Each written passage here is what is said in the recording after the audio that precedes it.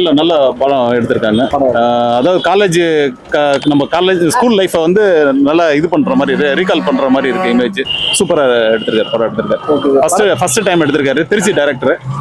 நம்ம டைரக்டர் வந்து திருச்சியை சேர்ந்தவர் தான். அருமையா எடுத்திருக்காரு. படம் எடுத்திருக்காரு. எந்த அளவுக்கு மூவி இருக்கும் சார்? படம் நல்லா சக்சஸ்ஃபுல்லா இருக்கும். ஏன்னா நம்ம இந்த இது மாதிரி படத்தை பார்த்து ரொம்ப நாள் ஆச்சு. இது மாதிரி படம் இப்போ ரீசெண்டா எடுக்கிறது இல்ல. எல்லாமே சண்டை ஃபைட் அது மாதிரி போட்டுட்டு இருக்காங்க. கமர்ஷியல் மூவி மாதிரி இல்லாம மூவி நல்லா இருக்கு. கண்டிப்பா. அது நம்ம ஸ்கூல் கான்செப்ட்ல எடுத்திருக்காங்க. நம்ம ஸ்கூல் ஃபேமிலியோட உட்காந்து பார்க்கலாம். யூ சர்டிஃபிகேட்டோட வந்திருக்கு. ரொம்ப நாளைக்கு அப்புறம் படம் பார்க்குறேன்.